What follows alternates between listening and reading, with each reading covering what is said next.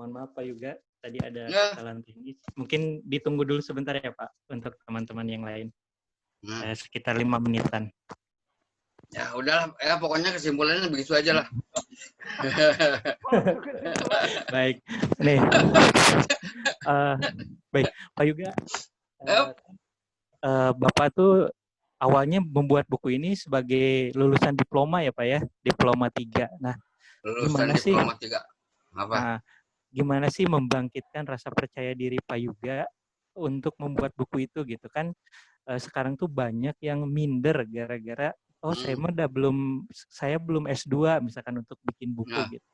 Gimana sih cara Pak Yuga untuk meningkatkan rasa percaya diri Pak Yuga kayak gitu? Aduh. Ya kalau dibilang orang Sunda mah apa?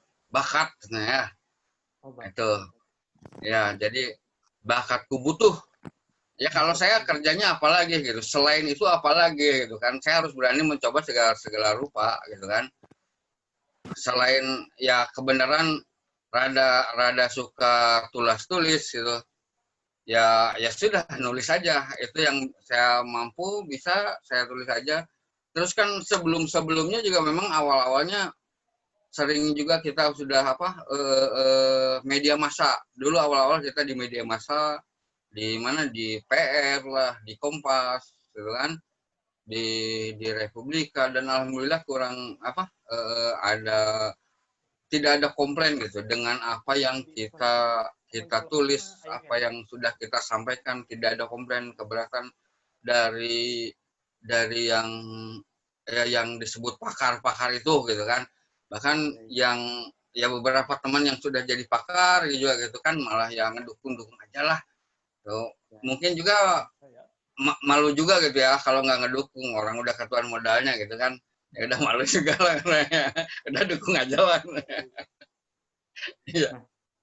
Pak Yuga, kalau misalkan ke penerbit nih Pak, mungkin Bapak ada tips bagaimana teman-teman kita yang belum mempunyai akses ke penerbit nih Pak. Bagaimana caranya kita bisa masukin naskah kita atau tulisan kita ke para penerbit seperti itu. Mungkin bisa diceritakan Pak.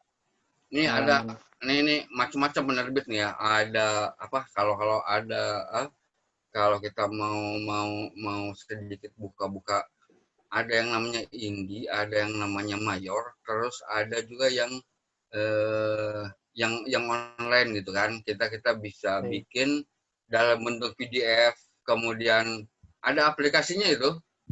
Jadi kita tawarkan ke aplikasi itu, kita buat sendiri desain segala macamnya, kita jual di aplikasi itu, nanti kita dapat tapi itu udah khusus dalam bentuk PDF gitu. Terus ada yang indie itu bisa aja dia itu memang murni indie, penerbitnya indie, dan bisa juga penerbitnya mayor, tetapi kita tuh menerbitkannya buku indie. Kan ada beberapa penerbit yang begitu. Nah, kalau yang indie itu biasanya kita yang bayar, kita yang ngemodalin. Jadi kita bikin naskah, terus kita kasihkan ke penerbit, kita bayarin dana berapa dia minta untuk mencetak itu. Nah, dalam pembuatannya itu ada yang indie, tapi dia itu mengedit juga, kemudian dia memberikan jasa layouting juga, gitu kan. Baik. Ada juga yang memang dia itu taunya cuman menerbitkan aja, gitu. Nah, selain itu, tapi indie juga bukan berarti kita tidak bisa memperoleh ISBN, gitu kan. International Serial Book Number, gitu. Itu tuh bukan berarti. Jadi kalau kita mau mendapatkan nomor itu bisa. Baik. Kita kasih lagi dana ke penerbitnya untuk mengurus soal itu. Kalau ke penerbit mayor, Anda tinggal kasih naskah, selanjutnya tunggu 3 bulan apakah di ACC atau tidak. Nah, kemudian ada perjanjian. Nah, perjanjian tentang royalti dan segala macam. Nah, selanjutnya biasanya untuk bisa terbit itu antara 6 sampai 9 bulan. Jadi 6 sampai 10 dikirim bulan gitu ya. sekarang 1 tahun entah itu. Oh gitu ya Pak. Ya Jadi, biasanya begitu. baik. Kalau Jadi Pak Yuga sendiri dulu pada saat membuat buku Diet Anti Galau ini berapa lama Pak prosesnya dari mulai penerbit pemasukan naskah sampai terbit gitu? uh, dari masukan naskah sampai terbit itu 6-9 bulan lah. Jadi 9 bulan gitu. 3 bulan mendapat itu persetujuan dari penerbit untuk diterbitkan. Selanjutnya dari situ menunggu waktu jadwal terbit itu 6 bulan gitu. Ya, susunya lupa, nggak kebawa, Kak. Iya. Namun, Iklan Pak, iklan susu sebetulnya. ya biasa lah. Baik. Nah, Pak Yuga, nih untuk masalah pendidikan ya Pak, apakah itu mempengaruhi kualitas sebuah buku jikalau kita yang menulisnya itu baru lulus D3 misalkan, D3, S1 seperti itu. Apakah itu Enggak juga mempengaruhi? sih. Ya, enggak juga. Itu mah tergantung wawasan ya. Saya ambil kalau Anda mau sedikit iseng itu, Anda tahu MH Ainun Najib nggak? Penulis sastra bukan Pak? Ya, dia budayawan. Nah, kalau Anda cek sekolahnya itu ternyata di UGM-nya aja nggak nyampe lulus gitu. Dan ternyata bisa loh. Nah, gitu kan. Bahkan ya udah levelnya level maestro lah itu, begawan. Terus juga ya mungkin Anda juga tahu juga mungkin Rocky Gerung gitu ya. Rocky Gerung yang notabene itu level pendidikannya cuma S1 gitu kan. Bukan S2. Jadi kalau namanya Kang Man membandingkan Rocky Gerung dan Ides hebatan mana ya hebatan Ides S2. Rocky Gerung cuma S1 gitu kan. Logikanya gitu kan. Itu logika gitu kan. Logikanya anak sekolahan lah. Udah begitu. Jadi ya sebenarnya bukan itu masalahnya, bukan. Tapi pendidikan juga memang penting karena ada beberapa penerbit yang mensyaratkan itu. Oh gitu. Ada dia minta pendidikannya itu S2 gitu. Jadi kalau ada penerbit. Ada penerbit yang seperti itu ada. Karena untuk mungkin karena mereka berpikirnya ini untuk buku-buku ilmiah santapannya orang kuliahan, anak sekolahan dalam rangka mengejar studi S1 cing heula gitu, cing jaga jalan sing bener heula cuma D3 gitu kan. Tetapi pada dasarnya sebenarnya kalau menurut saya pribadi sih yang nggak begitu juga sih. Gitu kan. Bisa aja seorang S1 semuanya level keilmuannya mengalahkan yang sekolahnya lebih tinggi. Walaupun itu tidak berlaku untuk Kang Ides tentunya. Begitu. Baik. Jadi walaupun lulusan D3 kita harus termotivasi ya Pak untuk bikin buku ya Pak Yuga. Ya iyalah. Itu D3 itu top banget itu. Beneran babak belur. Mana ada sekolah yang sampai sore-sore kayak begitu. Udah gitu malam-malam gawe laporan lagi. Bikin laporan. Curhat Pak Yuga. Bukan curhat, pengalaman sih saya. Gitu. Iya, udah gitu telat lagi nyampe nggak mandi sekolah. Meningkat, tapi kalau Kang Man kan mending ketahuan pintar, Kang Ides iya pintar. Kalau nggak alhamdulillah gitu kan. Yang penting lulus lah, udahlah. Gitu. Tapi kan Pak Yuga udah terbit bukunya 2 ya, Diet Anti Galau sama Diet Islami ya Pak Yuga. Iya, saya bilang masalahnya sekarang kalau cuma terbit itu gampang. Anda mau terbit kapan tergantung Anda punya naskah amburadul juga mau diterbitin terbit jadi itu. Anda punya duit berapa gitu aja. Iya. Kan begitu. Kan ada yang ini, ada yang mayor itu, ada yang Anda menerbitkan buku sendiri, suka-suka sendiri, kebutuhan fotokopi nerbitin, tinggal dijilid, terbitin gitu kan. Soal laku nggak laku itu lain perkara, nomor 27 itu mah. Nomor 1 yang penting terbit dulu gitu kan. Kalau ceritanya terbit dan tidak terbit itu. Nah, Anda mau kalau pilih misalkan kita nerbitin sendiri nih Pak Yuga, boleh nggak sih Pak itu sebenarnya? Misalkan kita bikin tulisan atau buku gitu, boleh atau tidak? Sangat boleh.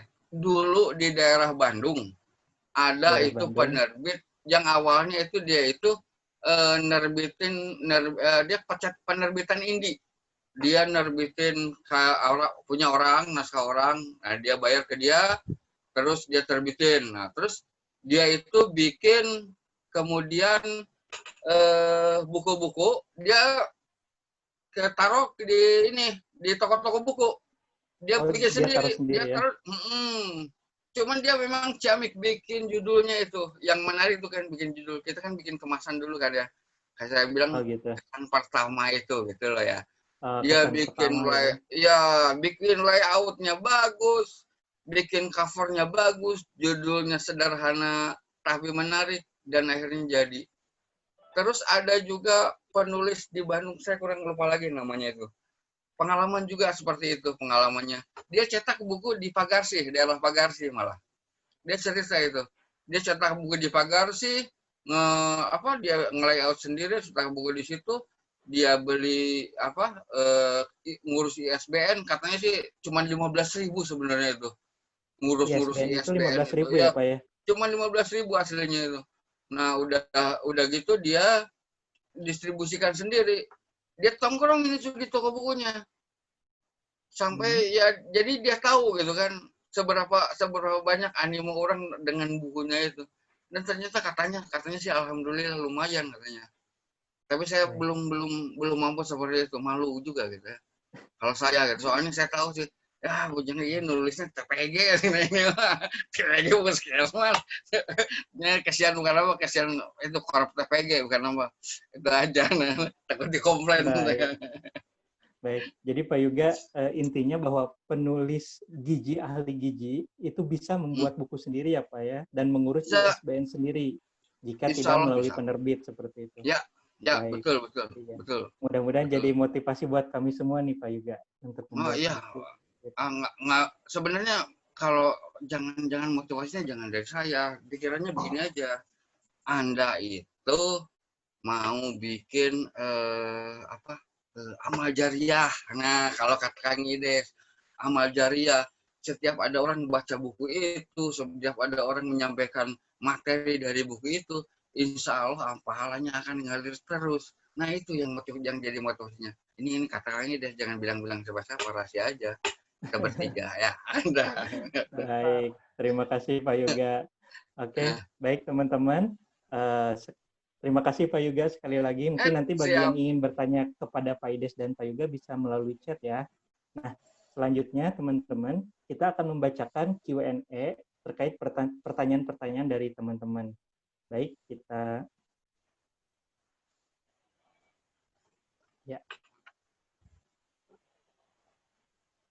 kepada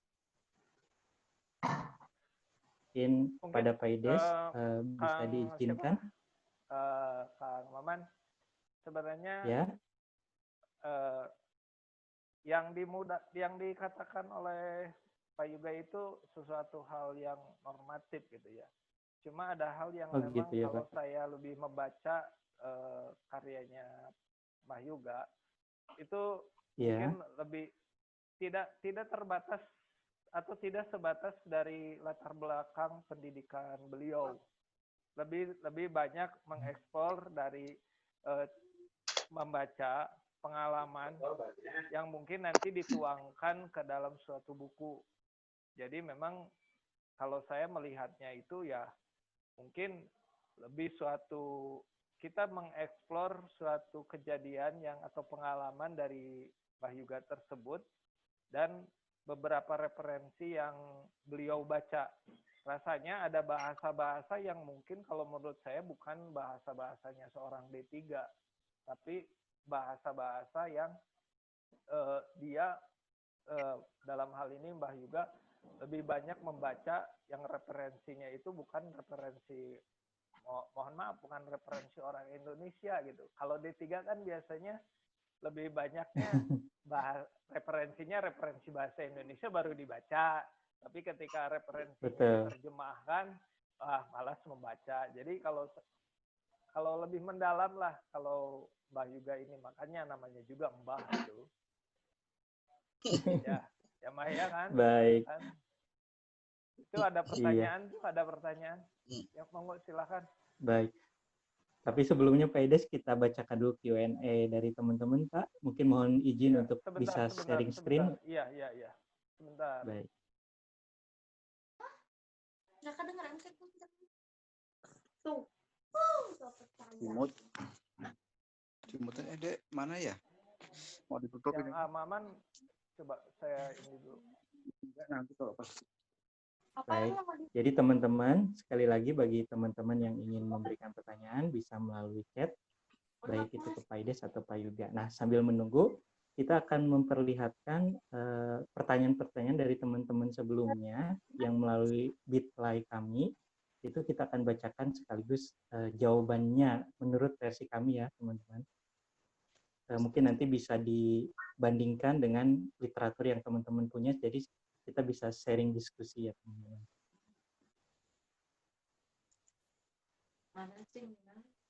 Iya. Nah, baik. Nah, jadi teman-teman, nanti bagaimana sih caranya untuk teman-teman bisa mengirimkan pertanyaan Q&A kepada Persagi DPT Kota Bandung? Teman-teman bisa ngasihnya di bit.ly/gigi terbaru. Nah, di sana teman-teman silakan apa sih pertanyaan-pertanyaan terkait ilmu gizi terbaru. Nah, ini ada beberapa pertanyaan-pertanyaan dari teman-teman. Pertama ini ngobrol santuy dengan kita ini nutrisionis apa dietitian sih? Nah, pasti banyak ya Pak Ides, Pak Yuga yang bertanya kita itu nutrisionis apa dietitian sih? Apa ahli gizi gitu ya? Baik, mungkin ya dijawab sama Mbak Yoga dulu, Mbak. Jawabannya itu adalah kita mengacu dulu pada Undang-Undang Nomor 3 HKI. Apa nih ada? Ada hal yang gak enak di sini bacaannya. Selanjutnya, menurut PMK nomor 26 tahun 2013, iya, jadi sebutan untuk ahli gizi itu untuk D3 gizi yang punya STR, namanya Technical Register Dietitian. Kalau yang sarjana terapan atau sarjana gizi punya STR, namanya Nutritionist Register. Nah, untuk yang sarjana terapan atau sarjana gizi punya STR dan sekolah profesi, disebutnya adalah Register Dietitian. Nah, sekarang sudah ada lagi nih teman-teman KMK yang baru tahun 2020. Mungkin teman-teman hampir semua sudah membacanya. Di mana di sini terkait dengan standar profesi nutrisionis. Dibagi dua nih, dietitian itu adalah sarjana gizi yang telah lulus mengikuti pendidikan profesi dan ujian profesi. Sedangkan nutrisionis adalah sebutan untuk orang-orang yang mempunyai pendidikan di bidang gizi, baik D3, S1, sarjana terapan, S2, dan S3. Jadi di KMK ini sudah jelas ya teman-teman bahwa kalau misalkan kita belum mengikuti pendidikan profesi, maka kita disebutnya nutrisionis. Sedangkan yang sudah sarjana gizi dan lulus pendidikan profesi, itu disebutnya dietitian. Jadi jangan lupa teman-teman kalau ada kesempatan, mungkin dilanjut ya. Betul kan Pak Yuga, Pak Ides, mungkin kalau ada kesempatan silakan dilanjut ke sekolah profesi. Sudah banyak, baik di kota-kota besar, kayak di Kota Bandung dan lainnya, kayak gitu. Nah, selanjutnya Q&A yang kedua. Ngobrol santuy dong Kang. Kalau kita nggak tahu berat badan sama tinggi badan anak, masih bisa prediksi status gizinya nggak? Oh ya, jadi kalau misalkan nggak tahu berat badan sama tinggi badan anak, biasanya kan ahli gizi nerawang ya, tapi nerawangnya harus nerawang yang ada literaturnya. Nah, teman-teman bisa menggunakan metode body image silhouette chart. Jadi ada sebuah gambar 1-7, itu teman-teman bisa memilih gambaran anak itu seperti yang ada di gambar. Nah, untuk normalnya itu ada di nomor 3 kayak gini, teman-teman ya. Ini namanya metode body image silhouette chart untuk menentukan status gizi jika kita tidak bisa melakukan pengukuran baik berat badan atau tinggi badan atau pengukuran lainnya seperti itu. Nah, selanjutnya yang Q&A ketiga itu ngobrol santuy dong Kang, katanya sekarang ada rasa makanan yang ke-6. Ya, jadi tidak hanya indra ke-6 aja ya sekarang, ternyata rasa pun ada yang ke-6. Memang betul sekarang sudah ditemukan lagi rasa yang ke-6. Apa sih namanya ya? Namanya itu adalah starchy. Jadi rasa ke-6 itu jadi selain asin, manis, pahit, asam, dan umami, itu ada yang namanya starchy. Starchy itu dari kata starch atau pati kayak gitu. Jadi itu adalah rasa khusus pada makanan yang mengandung karbohidrat tawar, nasi, roti, pasta, dan mie. Jadi teman-teman, ada yang suka sama pasta meskipun dia cuma direbus aja atau mie cuma direbus aja. Beda lagi sama yang akhir bulan ya, kalau itu memang harus, kalau adanya mie ya harus mie kayak gitu ya. Jadi nama rasa yang keenam itu adalah starchy. Jadi teman-teman sekarang kita punya rasa yang keenam. Nah, yang selanjutnya Q&A yang keempat itu, Kang, olahraga mana sih yang paling bagus, berenang atau jogging? Nah, mungkin sebagian besar dari kita mengatakannya berenang. Berenang itu yang paling bagus.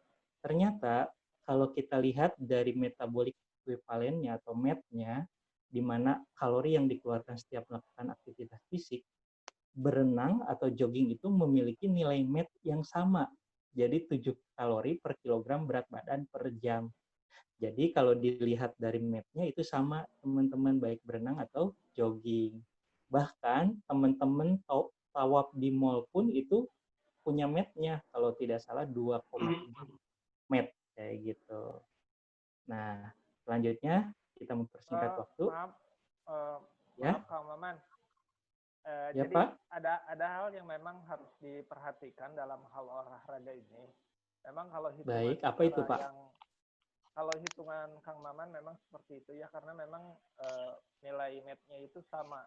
Tetapi kalau saya kan bergerak di lebih kecenderungan penyakit degeneratif, di mana degeneratif ini lebih memperhatikan postur tubuh dari orang tersebut gitu. Nah, terutama masalah DM-nya juga.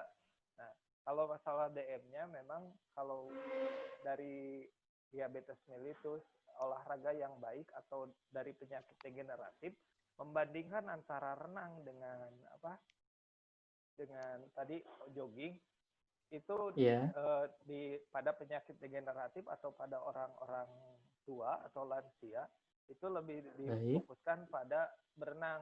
Kenapa?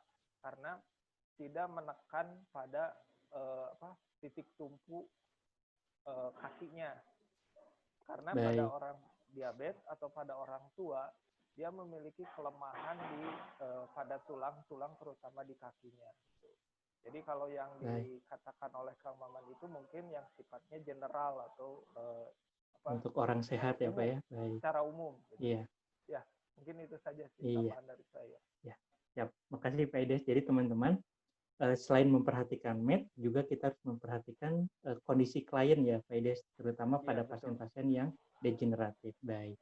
Nah, selanjutnya ngobrol santuy dong Kang, cara menilai status gizi balita riwayat berat badan lahir rendah gimana katanya?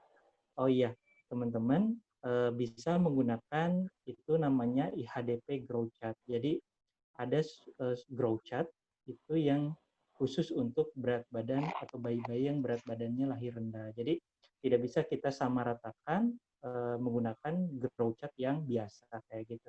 Nah, bagi teman-teman yang suka membuka CDC, itu tahun 2015 CDC juga sudah mengeluarkan growth chart khusus untuk pasien yang atau yang berkebutuhan khusus kayak Down syndrome.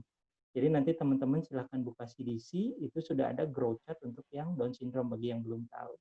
Jadi tidak bisa kita samaratakan untuk pasien-pasien yang berkebutuhan khusus ataupun anak-anak yang berat badan lahir rendah kayak gitu ya teman-teman. Nah selanjutnya Q&A yang selanjutnya itu ngobrol santuy dong Kang, bagusan mana sih nilai gizi pada telur infertil atau fertil? Nah ini baru-baru kemarin nih pada saat masa COVID, Pak Ides, Pak Yoga, lagi santer dibahas. Katanya kan telur fertil itu jangan diperjualbelikan. Nah, jadi nilai gizinya itu bagus yang mana? Nah, seperti yang kita tahu, yang masalahnya itu adalah telur fertil itu kan telur yang dalam proses pembuahan. Nah, sedangkan infertil itu biasanya diproduksi yang tanpa proses pembuahan yang biasa dijual. Nah, kemarin ada kasus yang baru-baru kemarin itu yang pada saat COVID, itu telurnya itu banyak yang menjualnya telur fertil, ternyata telur yang seharusnya ditetaskan tapi tidak ditetaskan. Nah, harga jualnya pun lebih rendah dibandingkan telur yang infertil. Nah, ini yang jadi masalah kan yang namanya penduduk Indonesia memang mencari yang murah gitu ya, yang murah-murah. Nah di sini ternyata telur fertil itu nggak boleh tuh, dalam aturan Kementerian Perdagangan itu nggak boleh, sebenarnya nggak boleh dijual kayak gitu. Cuman kan masalahnya kemarin harga ayam itu kan mulai naik tuh, jadi banyak yang beralih ke telur gitu. Jadi akibatnya si peternak itu menjualnya telur fertil. Harusnya kan telur itu ditetaskan jadi ayam gitu. Nah, sampai saat ini ternyata nilai kalau dilihat dari nilai gizinya itu masih dinilai sama ya teman-teman. Jadi nggak ada bedanya telur infertil sama fertil. Jadi mungkin satu butir telur yang 55 gram itu bisa 50-75 kalori, jadi sama kalau untuk nilai gizinya. Jadi nggak ada beda ya. Cuman bedanya itu dalam masa simpannya. Nah itu harus hati-hati. Untuk teman-teman yang membeli telur fertil, itu bisa cepat busuknya, yaitu masa simpannya sampai 7 hari aja. Jadi teman-teman harus hati-hati jika membeli yang telur fertil. Apa indikasi telur fertil kalau dijual lebih murah dibandingkan telur yang biasa seperti itu. Jadi harus hati-hati ya teman-teman. Intinya sih pada saat teman-teman menyimpan telurnya kayak gitu. Enggak, Kang Uman interupsi. Ya. Jadi kebenaran saya juga dulu pernah jadi apa ya? sejenis tukang dagang telur juga gitu. Oh baik. Kalau dulu mungkin ada istilahnya tuh telur akhir gitu loh. Oh, jadi gitu, jadi telur akhir itu saya tuh curiga ini yang dimaksud dengan telur apa? Telur fertil yang dijual karena masih simpannya cuma 7 hari itu adalah telur akhir itu gitu loh. Jadi telur akhir itu setelah dia dimasukin ke mesin tetas, nah selama masa waktu 7 hari kalau telurnya itu bakal menetas gitu ya, dia itu memperlihatkan seperti kerabang di dalamnya itu kalau kita teskan ke nyala lampu, ada memperlihatkan seperti sarang laba-laba gitu. Di dalam telurnya itu. Sementara kalau telur yang yang kemudian jadi telur akhir itu cuma titik aja, hitam aja. Baik. Nah itu biasanya kalau diteruskan ditetaskan, disimpan di mesin penetas nggak bakal jadi, tapi ya jadinya busuk gitu, jadi telur busuk malah. Nah saya tuh tapi ini yang dimaksud telur akhir ini sebenarnya belum mencapai tahap busuk waktu dia itu, cuman si benihnya itu udah mati gitu. Nah itu makanya itu ini yang dimaksud itu ataukah bukan gitu? Apa cuman perbedaan istilah atau memang ini yang lebih baru gitu? Itu ya, itu yang bagaimana? Kemarin lagi booming Pak, yang bulan kemarin ini. Ya memang iya. Lebih murah. Itu. Ya. Itu yang itu tapi telur infertil dan telur fertil itu kalau dari keterangan sih nilai gizinya sama, tapi apa benar sama ataukah enggak? Ya Allah alam juga sih ya.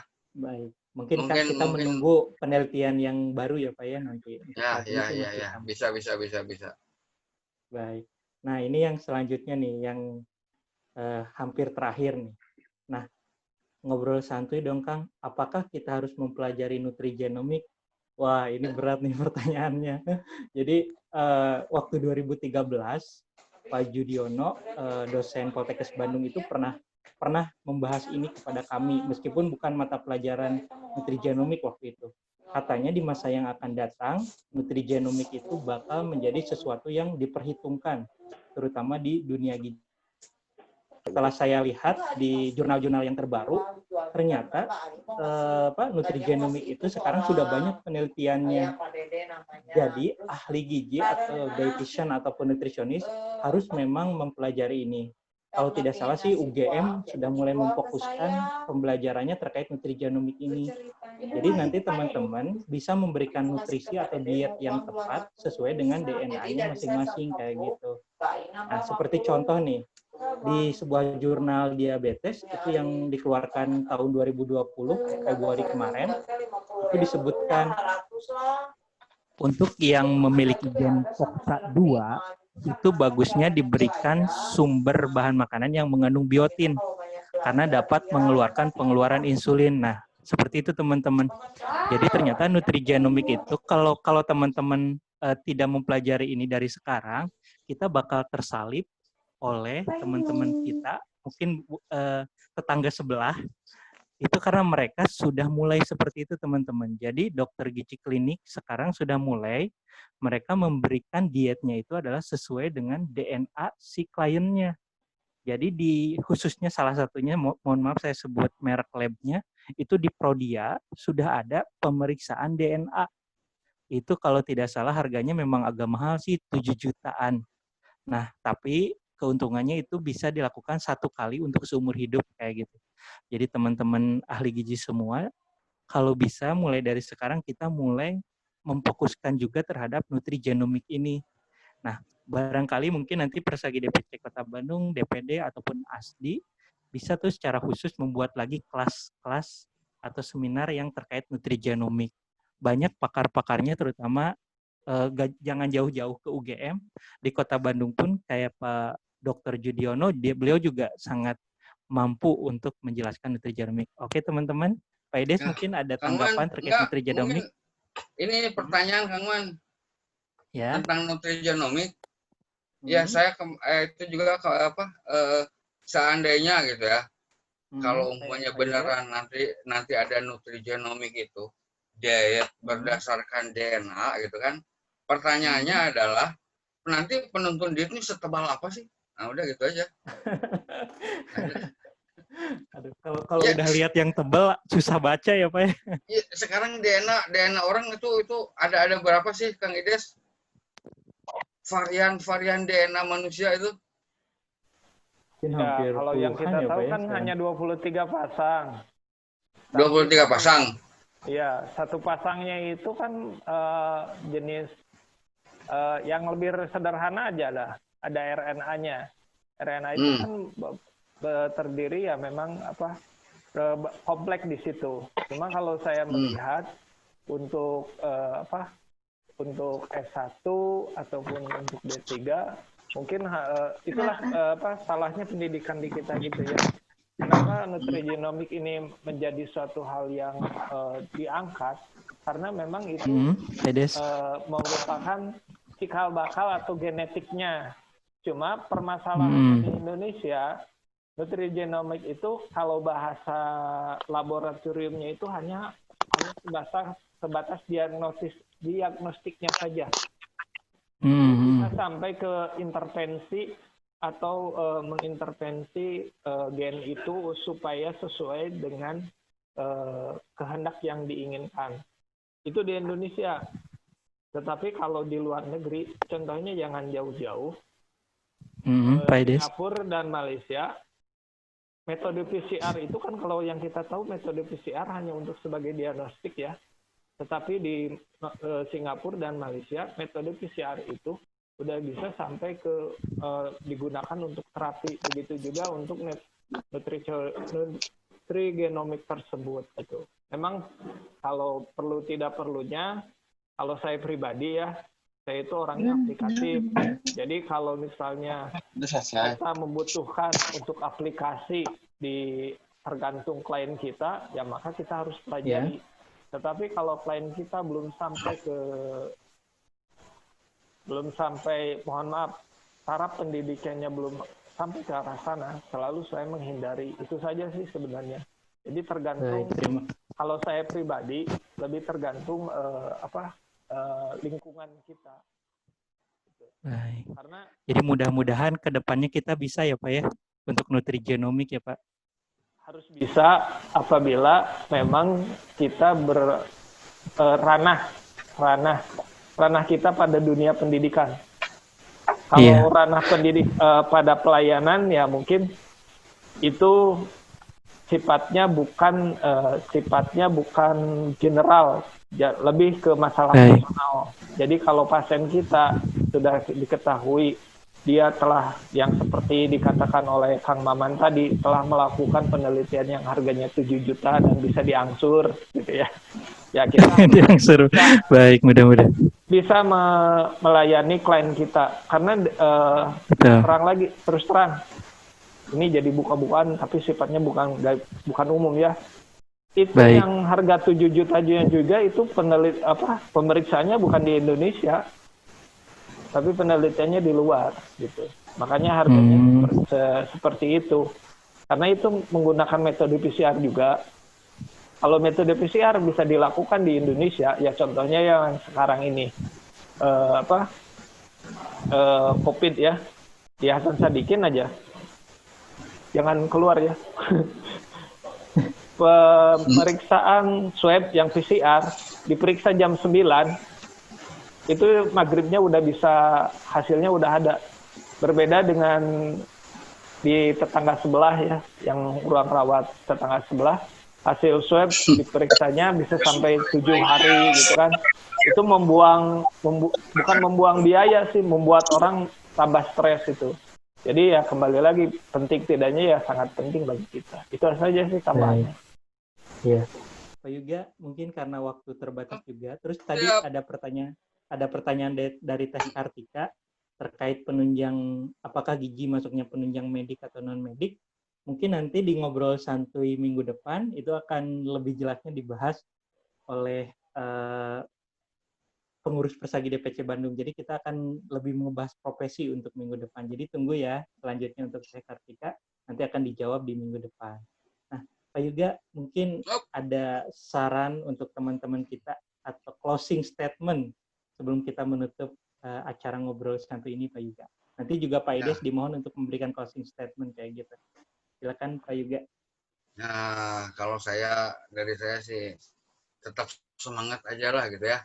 Tetap semangat, terus banyak-banyak bertanya, kan masuk bertanya pada diri sendiri lah. Seberapa sudah berguna gitu kan, umur aja terus dilewati, udah gitu daripada tidur terus gitu kan, sekali aja gitu, paling nggak berusaha lah, itu aja. Baik, berusaha untuk sedikit berguna, berusaha untuk bermanfaat ya Pak Ides ya, Pak Yuga. Mudah-mudahan begitu. Iya. Walaupun kemudian nanti ternyata tidak berguna gitu kan. Mudah-mudahan berguna Pak Yuga. Nah, kemudian untuk Pak Ides mungkin ada closing statement untuk teman-teman kita ataupun motivasi Pak untuk teman-teman kita. Ya, kedengaran Amawan? Ya, kedengaran Pak. Ya, jadi kalau closing statement saya, lihat waktu ya, karena waktunya kurang dari 3 tahun lagi, bukan kurang dari 1 menit. Bahwa tolong yang muda-muda ini bisa menggantikan terutama saya, nggak usah nunjuk yang narasumber satunya lagi lah. Jadi tolong sebenarnya Bu Ais itu membuka teman-teman yang muda supaya aktif di Persagi Kota Bandung. Karena boleh dibilang Persagi Kota Bandung ini barometer untuk persagi yang lain selain adalah satu DPC yang memang aktif sekali di situ. Tetapi yang saya lebih katakan lagi, mari terutama yang muda-muda aktif seperti Kang Maman dan yang lainnya. Itu saja sih statement saya.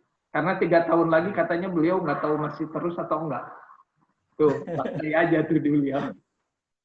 Baik, terima kasih Pak Yuga, Pak Ides. Jadi teman-teman semua, kita mulai dari sekarang, mulai dari diri sendiri itu melakukan hal yang manfaat untuk kepentingan bersama atau terkait gigi terutama. Baik, ditunggu seminar dari teman-teman juga. Ternyata memang meskipun kami tanpa gelar ataupun tanpa SKP, ada juga yang mau nonton ngobrol santai. Jadi teman-teman jangan minder juga ya. Kami tunggu link-link Zoom dari teman-teman semua. Baik, salam sehat untuk semuanya. Sampai ketemu di ngobrol santai berikutnya. Dan terus pantengin link YouTube kita nanti di-share oleh